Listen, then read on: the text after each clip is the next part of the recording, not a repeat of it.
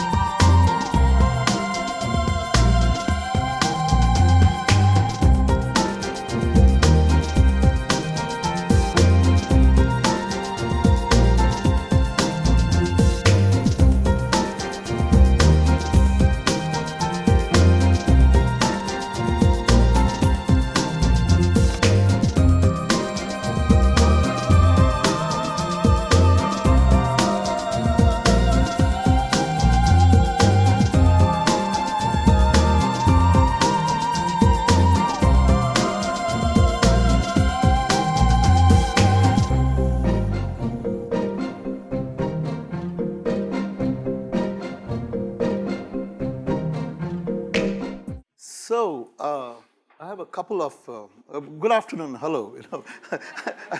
It was wonderful. I was telling people in the break that this is so inspiring that it kicked me out of my jet lag.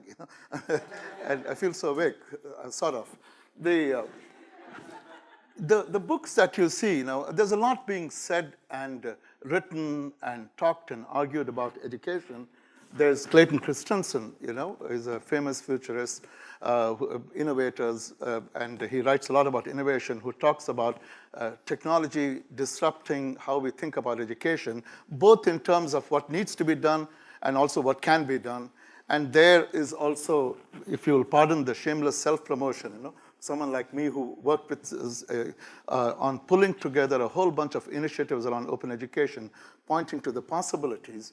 So what you see is, on the one hand, there's this tsunami of crisis rhetoric, and oh my God, we got problems, we don't have access, we don't have this.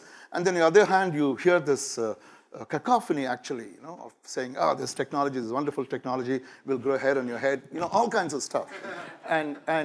So the question is there a crisis? Is there opportunity? And I'm going to sort of first start off by saying, yes, there is a crisis. With all the stuff that's going on, and it's all pretty good. I'm a rash optimist, as you will hear. There are lots of people still on the outside looking in who don't have access, who don't have quality access. So, and we know the numbers. We know the numbers in India. We know the numbers around, at least rough numbers, about whom all our growth and development has not reached. So. Actually, I'm going to start off right away, asking all of you, and I'm going to shape this as a poll over here. And let me read out the question before we start the poll. Thinking about what you know about computers and telecommunications, the kinds of stuff that you hear about, that you participate in, do you think that computer and telecommunication technologies can really enable every young person to have a quality education, regardless of where they come from, their wealth, their social standing? So let's do a quick poll of the audience over here.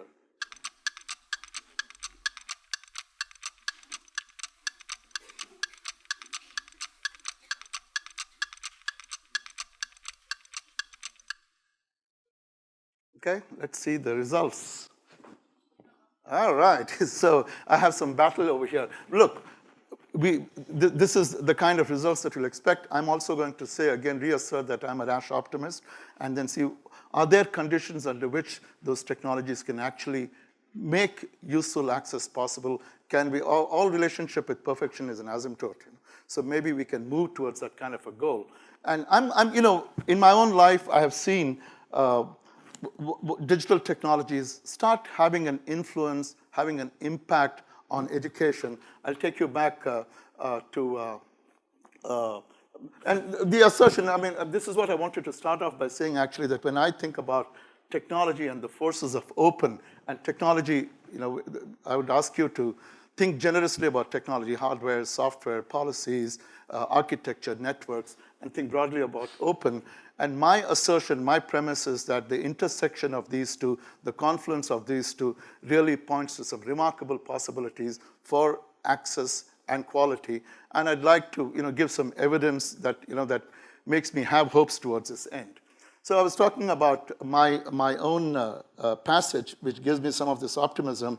My research work was actually in innovation diffusion. I schlepped those things, those speak and spell and speak and math, in the early 80s to elementary schools in Africa, in Lesotho, to understand their impact on literacy and numeracy. And they had some positive impact, but, and the scores got better. It was wonderful to see, however, what the introduction of these devices and the experience that went along with them did to the children. Suddenly they came out of themselves, and the fact that they felt empowered. I also taught this language called Logo in Africa around the same time, and you could see that they started feeling a sense of hope about the kinds of things that they could do. Of course, as we all know, particularly the folks in this room, that in order to have real systemic change or diffusion of innovation, there are lots of other things that play in policies, infrastructure. For instance, what would happen if after USAID or the World Bank, which was funding us, left? Are the roads going to be there? Are the batteries going to be there? Are the teachers going to live? Are the politicians going to live? There are a whole bunch of factors, but there was a real glimpse of opportunity. By the way, I have to tell you, I hunted after I spoke to Winthrop about coming over here for this talk. I went to my basement to look up slides of Lesotho so that I could share with you pictures. I couldn't find any of them because the basement was under repair. But I went to where everyone goes to find anything these days. I went to the internet and I found a picture of that school. And by golly, that school still looks like the same school that I left at that time. Maybe it's good preservation, but these are the devices that we took along at that time.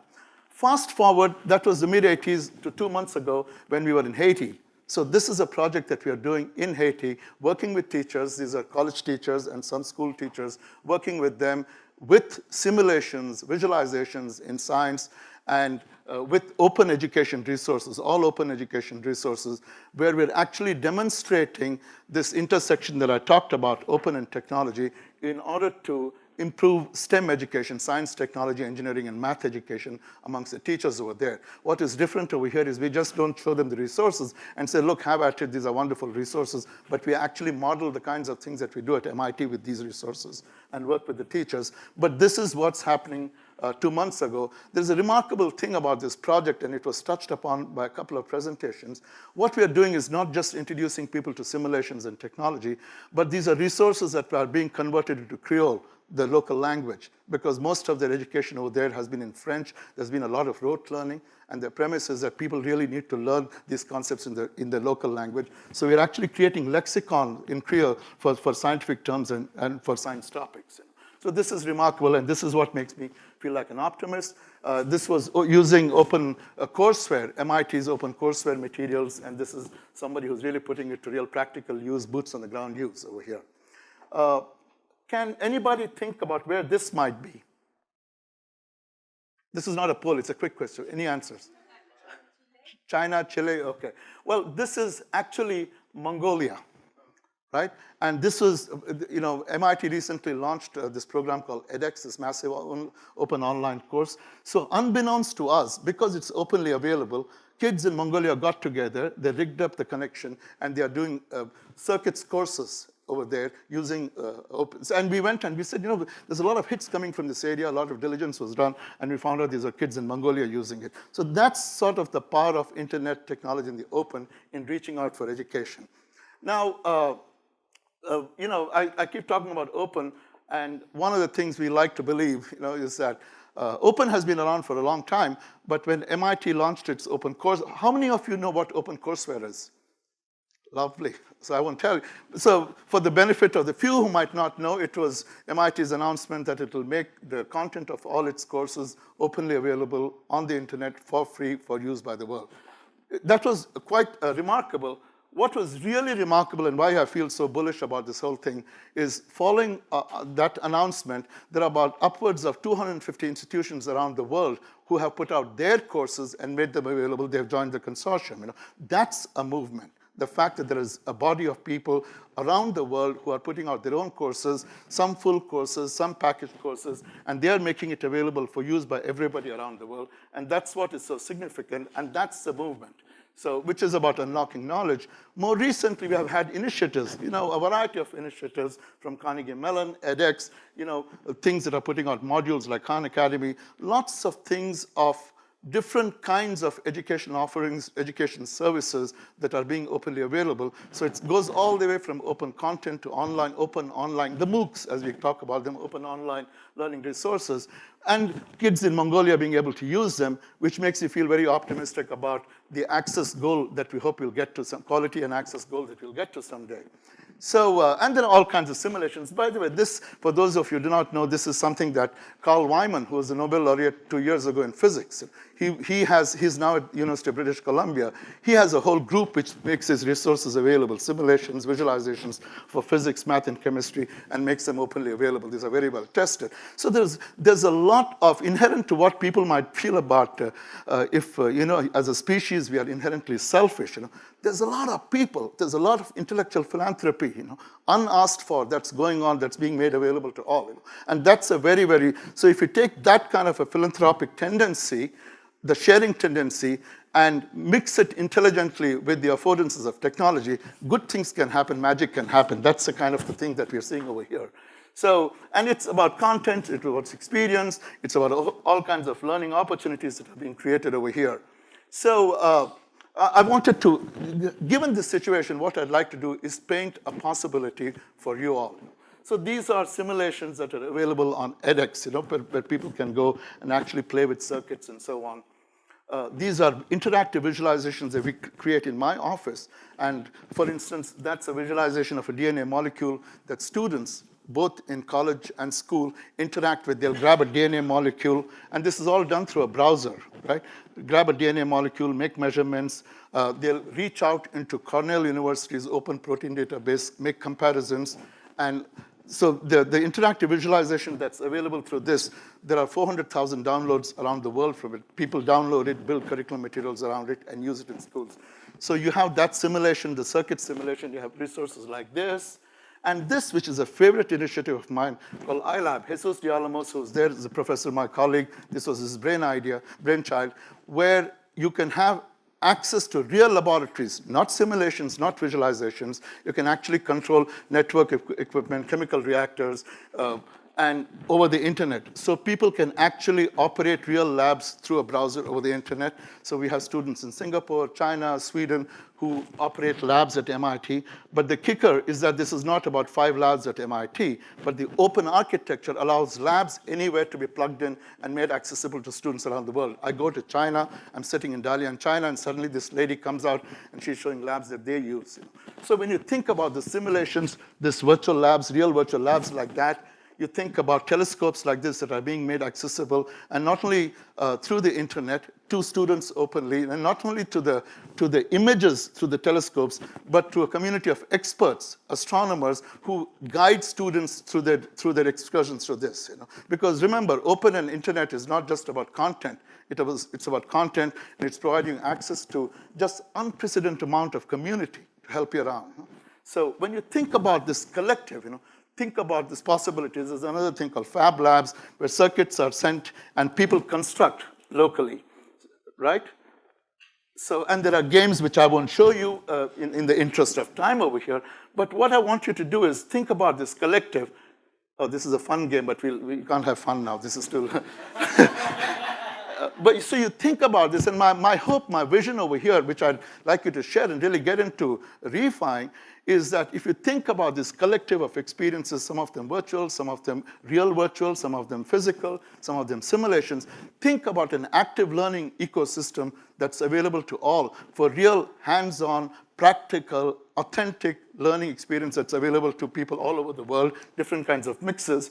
And using these vignettes, these simulations, the virtual labs, the home kits, all that I showed you, think about the collective and what it could deliver. And when you think about that, when you think about moving from those, you can think about all kinds of possibilities. You can think about kids around the world who can design solar cars like that, which they are now doing through some communication, but they can collaboratively design it over the internet and have meetups in different places.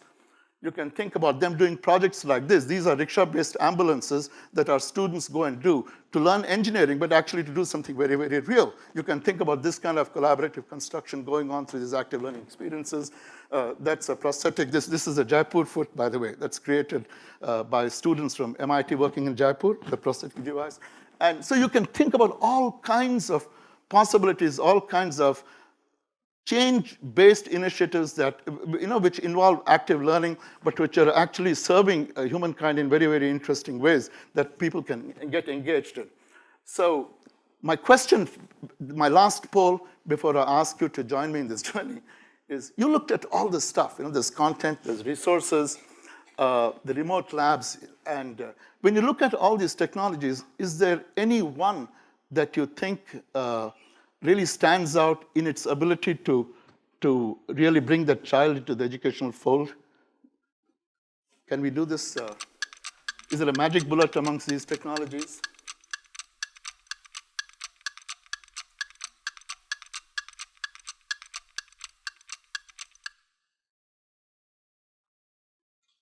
All right. Ooh, open content. Very good. We'll argue about this later on. This is good. Just to be generous to all the people who voted for that, I'm going to say think about content generously as to include all those other kinds of experiences also. My own thesis is that it's going to take a combination of all these to come up and different kinds of mixes for different kinds of environments. We heard from Professor Gowda this morning about Amartya Sen.